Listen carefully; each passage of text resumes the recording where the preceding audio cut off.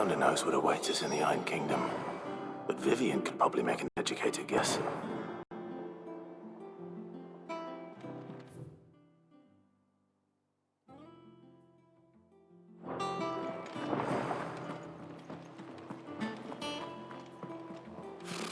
Typical nobles.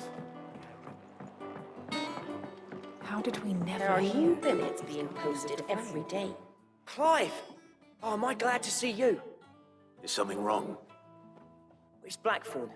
He ain't himself. And if I'm honest, he ain't been for a while. Normally it only takes a couple of drinks to perk him back up, but not this time. Something's getting him down. And whatever it is, he ain't telling. It's like he's lost his spark, you know? He's barely got enough fire in his belly to get the ump about stuff. But I'm thinking he might if we both bent his ear, because he respects you, innit? So, what'd you say? Fine. If you think it will help. Knew you'd understand. But if he doesn't want to talk, we let him be. He'll open up when he's ready. All right. Now, he'll only smell a rat if we both turn up at once. So, I'll go first, and you can meet us at the forge. Wait a bit, then head over when you're ready.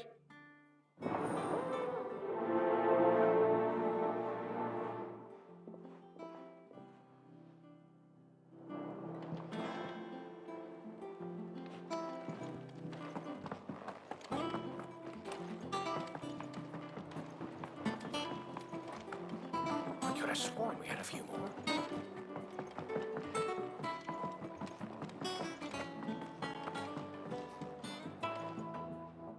I didn't take you for a scholarly van. Oh, this?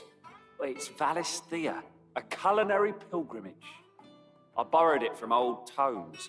Seems there's no creature in the realm so foul it can't be cooked up into something delicious. Think I'll stick to the unfoul ones, thanks. Oh, where's your sense of adventure, Sid? Honestly, one glance at these recipes, and even you would trade in your sword for a butcher's cleaver. From spit roasts to sweetmeats, this book has them all. What I wouldn't give to bring these recipes to life. If it's my blessing you're hoping for, then by all means. Well, I'm no hunter, Sid. The first tunnel worm I came across would be the death of me. But you're made of sterner stuff. Would you help me resurrect one of these recipes? Something tells me you won't be taking no for an answer. Fine, I'll help. Fantastic! Thank you. So, dare I ask what's on the menu? Chance's Stew. It was once a favourite among the gourmands of Oriflamme, if the author is to be believed. Though Molly's never heard of it.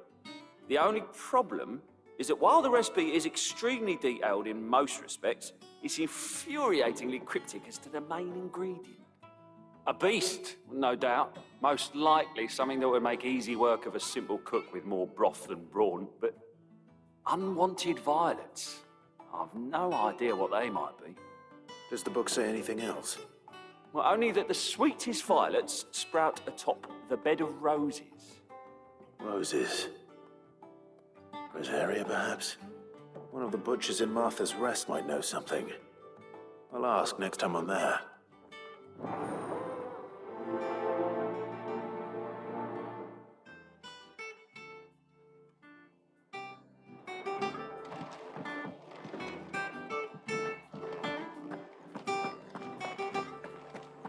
That monster's taken quite a liking to Lady Karen.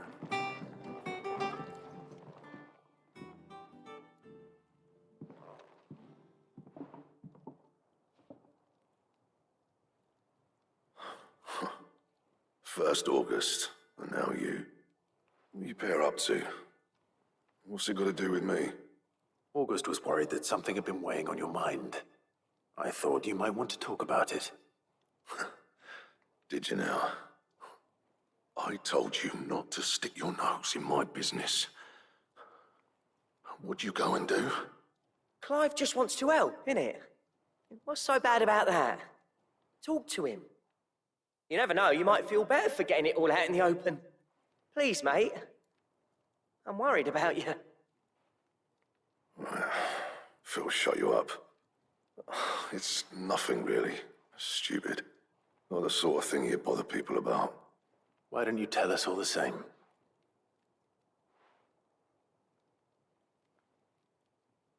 Karen and I have an arrangement. I keep an eye on goods, and she shows me what the competition's up to. Interesting arms and armor, things like that. Anyway, the other day, she shows me a cuirass she's come by. Masterpiece of level work. Light, supple, and tougher than it had any right to be.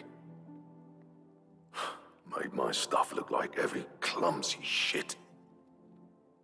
I should have brought the bastard thing there and then just to study it, but I was too proud.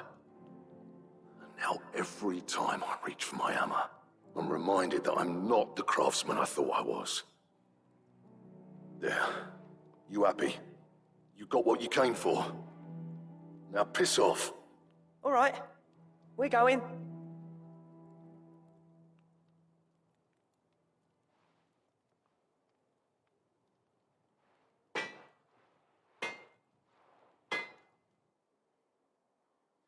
I always thought of old Blackthorne as a bit of a force of nature. Like a storm cloud full of ale. Didn't think anything could rattle him. Least of all a stupid piece of leather. Blackthorne's always taken pride in his craft. Questioning it means questioning himself. Something tells me this is only going to get worse. If he has doubts, it will affect his work, which will only add to his problems. We need to nip this in the bud. I couldn't agree more. He said he should have bought that cuirass.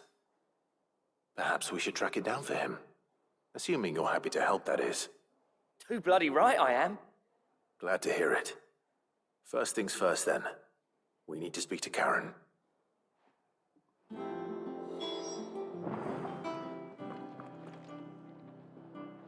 That monster's taken quite a liking to Lady. Karen, do you have a moment? Blackthorne mentioned that you'd recently come by a leather cuirass. An exquisite example of the craft, from what he told us. And he ain't been himself since he saw it. So we thought we'd buy it for him. Sorry, sold it already. Didn't think Blackthorne cared for it the way he turned his nose up. But it was nicely put together, that's for certain. Even if the bloke who made it is a bit of an odd one. Happened across him on my travels. Makes all his stuff to order, but the fella who commissioned it refused to pay. He didn't like the colour of summit. So I took it off his hands for a fair price. You don't know where we might find him, do you? Like I said, he's a bit of an odd one. Doesn't even have a workshop. He don't trust hunters neither, which means he spends as much time out tracking beasties as he does working their hides. I see. He did tell me something, though. Apparently, his next commission's for a set of Griffin hide greaves. Here, there's a Griffin on the hunt board. The curse breakers were placing bets on who'd bag it. Now, where the bleeding hell was it sighted? Somewhere in Sambrec, maybe. Cairnorthern, that was it. Thank you, Karen. We'd be lost without you. At least you admit it. So, it sounds like going after that Griffin might be the best chance we have of finding our roaming leatherworker. I'll leave the hunting to you if you don't mind. While you get on with that, I'll ask around the markets. See if I can't sniff out who he is and where he's hiding. Good idea. Hopefully one of us will be able to track him down.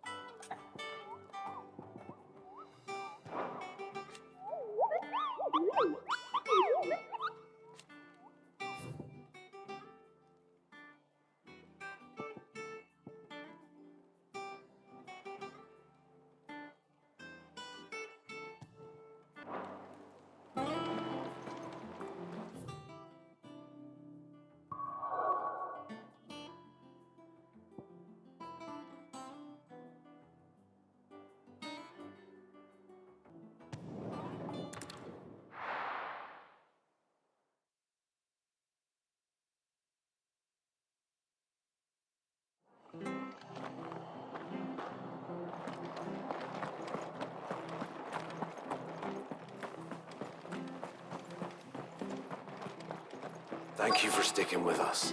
Those of us who are still here have to look after each other, don't we? So, about the price of them turnips. Ah, welcome.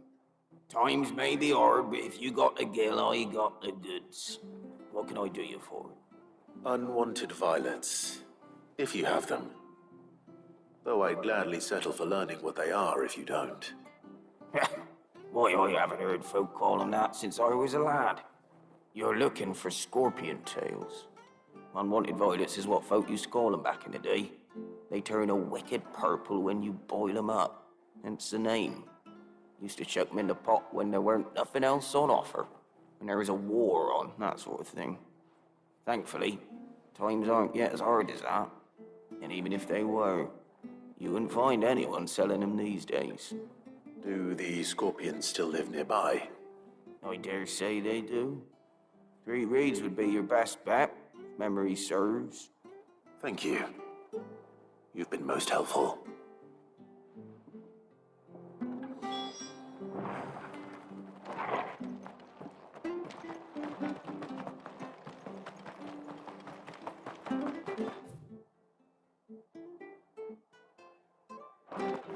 Stay sharp.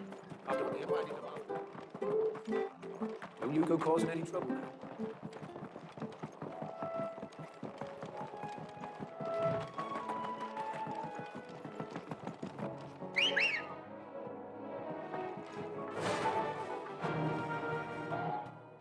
Yeah!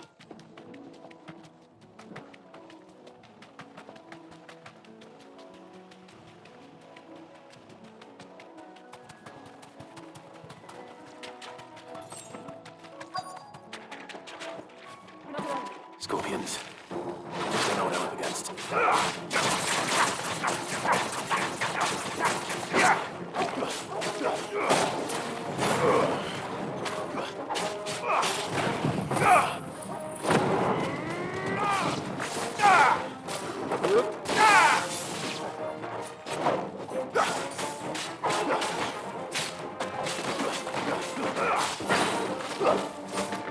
It's over.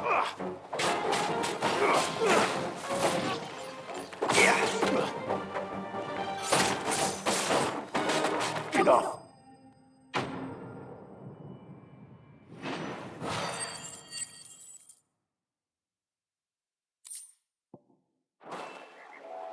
I better get this back to Yvonne before it goes bad.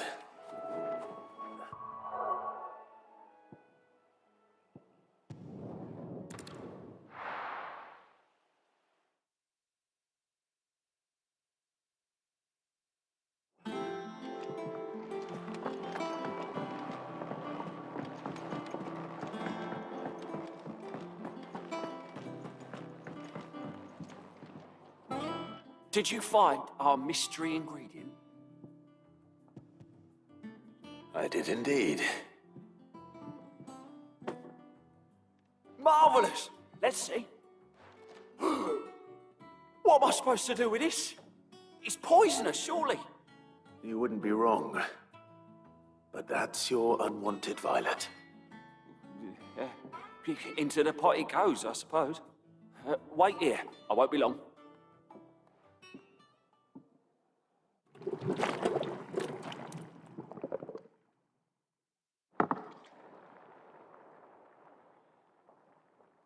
I present Chance's stew, risen once again from the ashes of obscurity. Grab a spoon, Sid. Let's eat while it's hot. I'm, not hungry. Well, it'll be too late once I've licked the bowl clean. Your loss.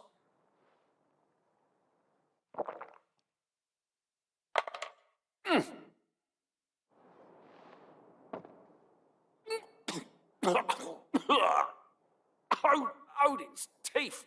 What an assault on the senses. It's like choking on swamp water. And yet, up through the pungency, there rise complex, meaty notes. It takes a moment to recover from such an onslaught of flavors, but never have I tasted anything so fine. Thank you, Sid. Thank you.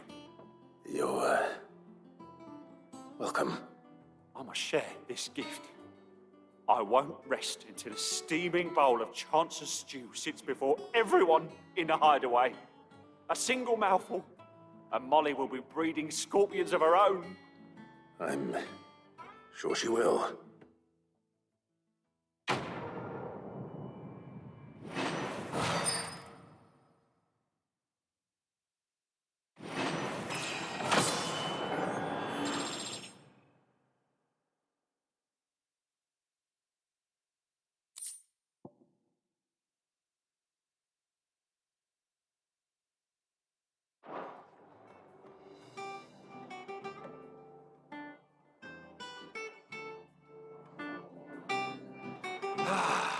Well.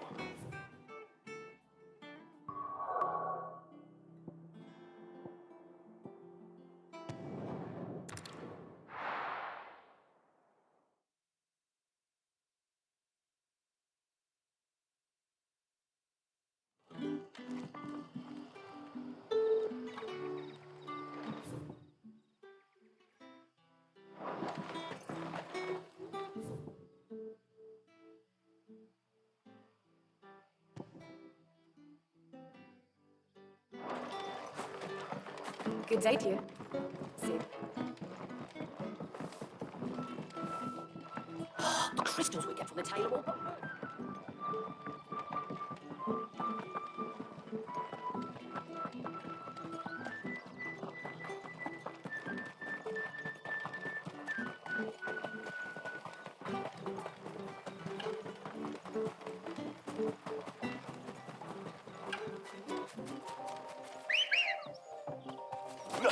Good girl.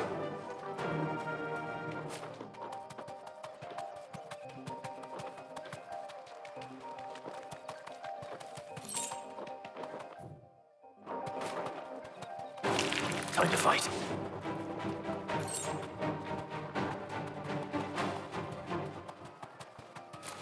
All right.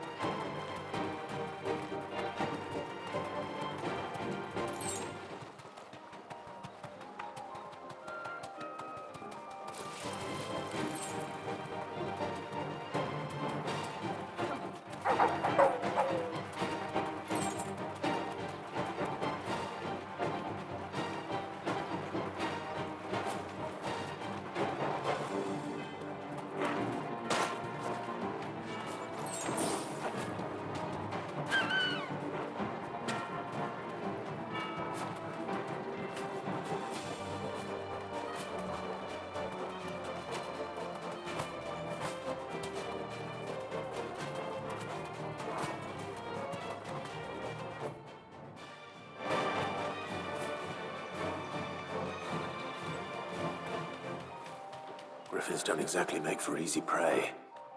Let's hope our craftsman hasn't bitten off more than he can chew.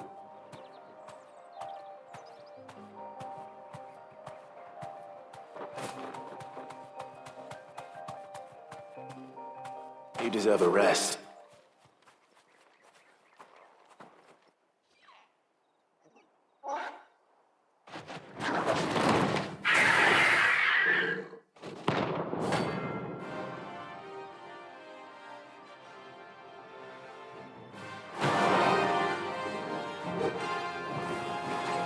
Another one will have to wait.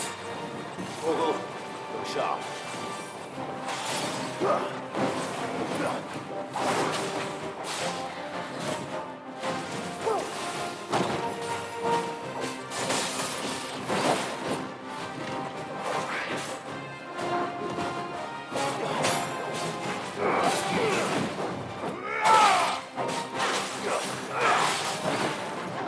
Too slow.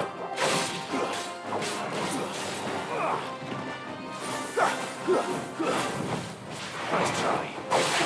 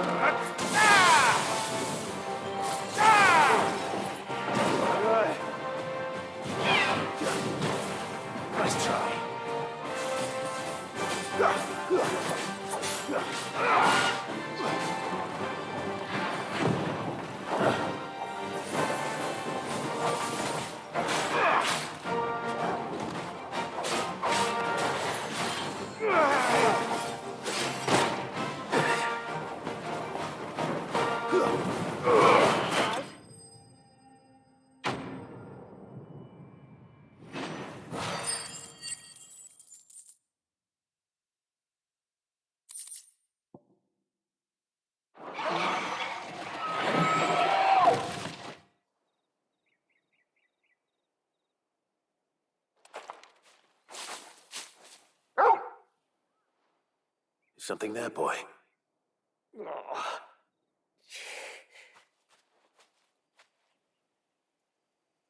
Could that be our man?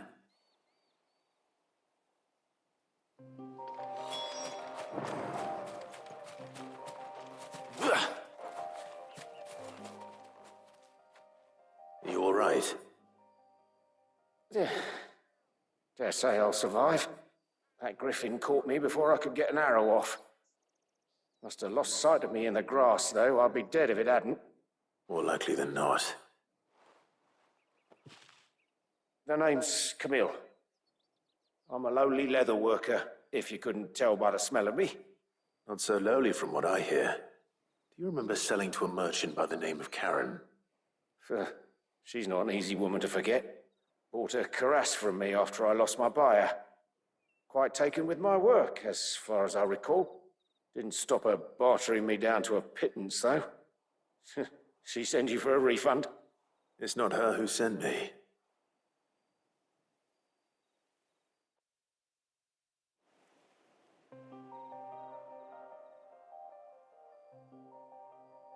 Well, consider me flattered.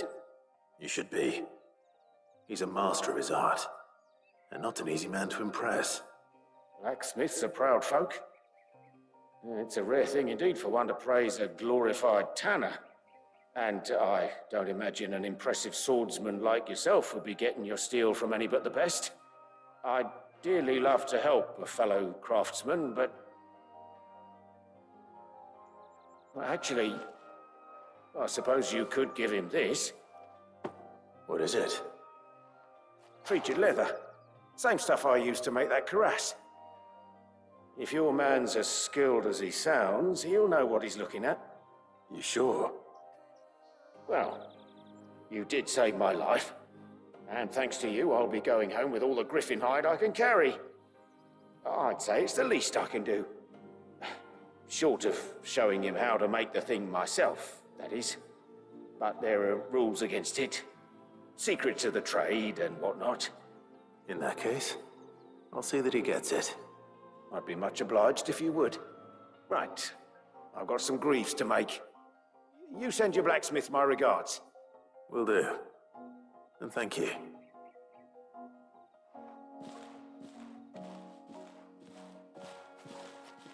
Hopefully this will sweeten Blackthorne's mood.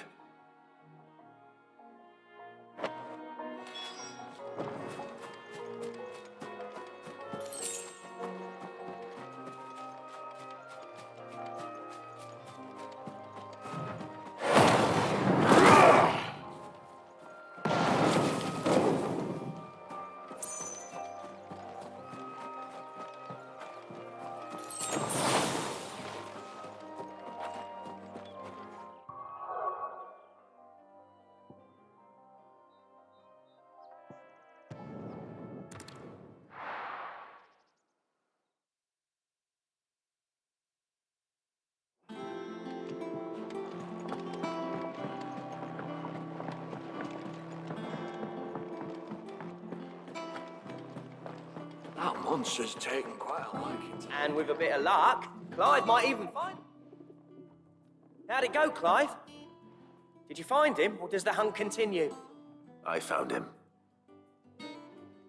And he asked me to give you this, along with his regards.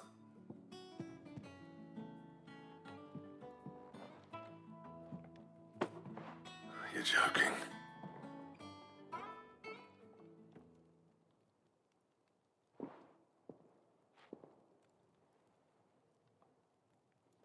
He said he wouldn't teach you how to work it, but that if you were as skilled as you sounded, you'd have no trouble understanding how it was done.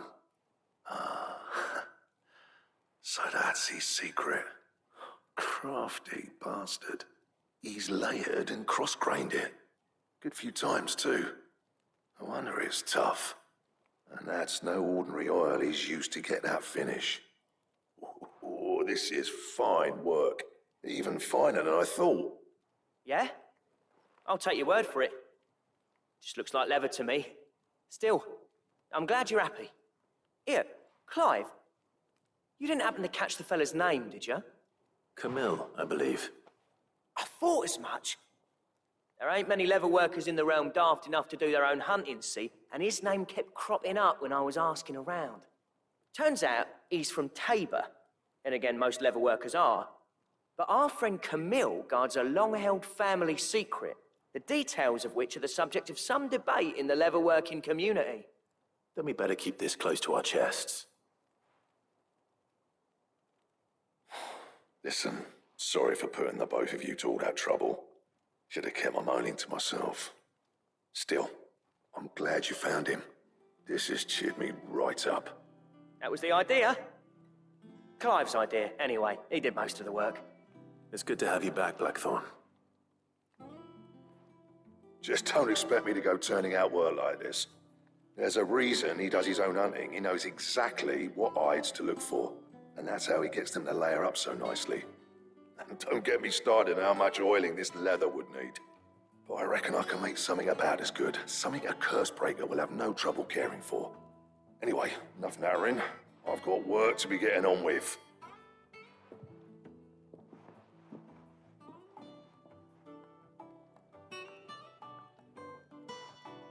Looks like we won't be needing a new blacksmith. As if there was a better one out there. I wouldn't have been the same anyway. No one spins a yarn like old Blackthorne in his cups. Right, now that's sorted, I've got duties to attend to. Thanks, Clive. You've given me my mate back.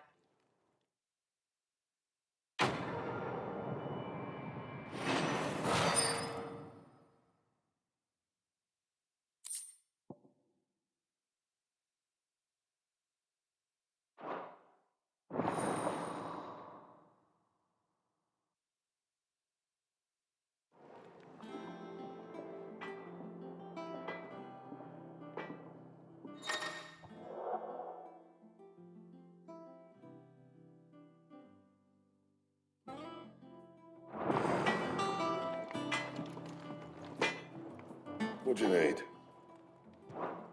What's that for you, dear?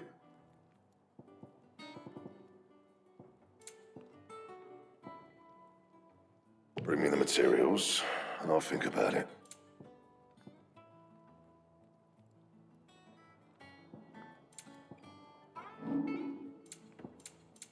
And?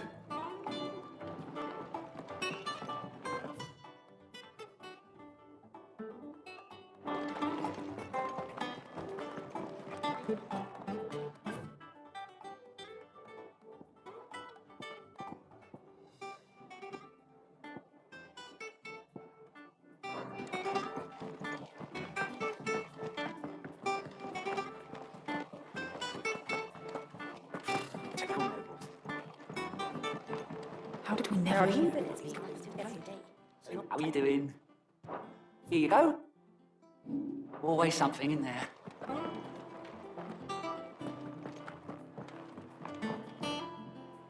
Back again, Lord Rosfield. I'm touched that you should find me such good company. It is not your company, but your counsel that I seek on this occasion. Ever the charmer. What will it be today, then?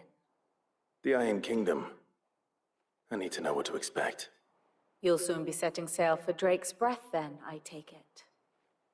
The mother crystal that rises from the boiling sea. There was a time when a true-blooded Rosarian had only to brave the waves to visit it. But then the Ironblood made their move.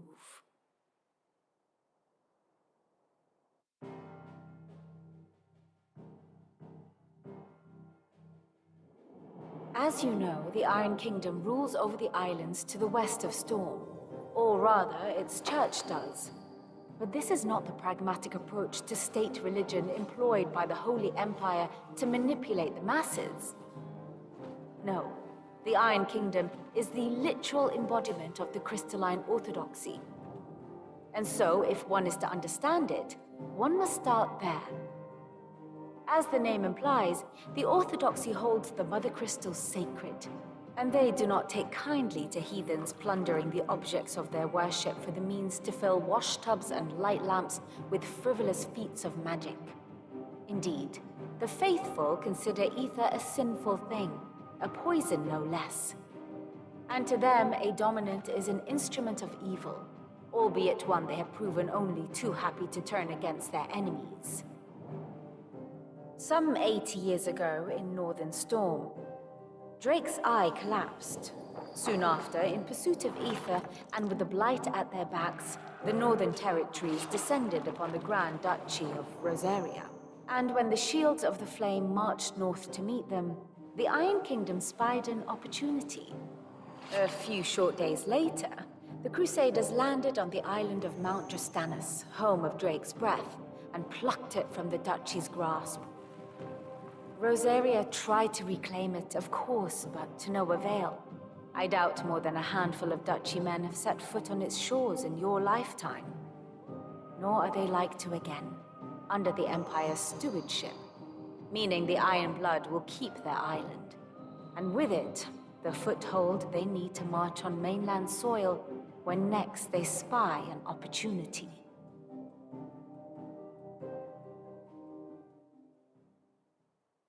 The Mother Crystal is both the object of the Iron Blood's worship and their gateway to the continent, making Drastanus the holiest of holy grounds, from which the Orthodox Crusade shall one day sail forth to claim the remaining Mother Crystals, or die trying. My father and my grandfather both traded blows with the Iron Blood for control of Drake's breath.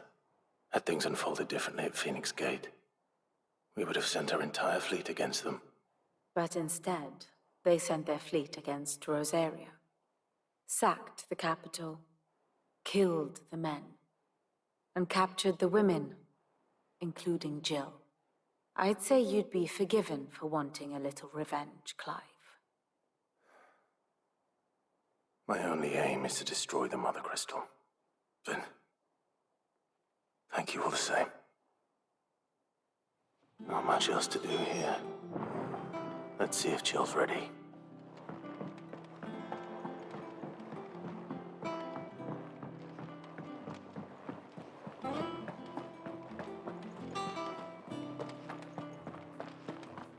It will be over soon. You ready? I think so. Jill,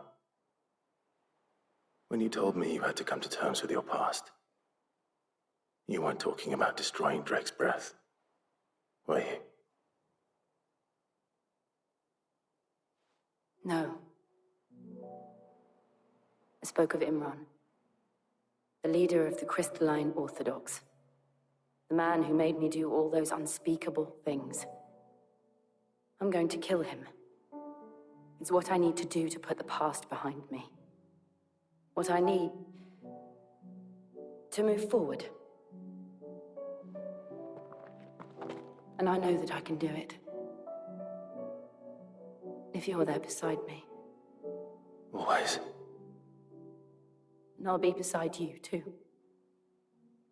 We'll bring down the Mother Crystal together. All while Sid looks on. We'll make him proud.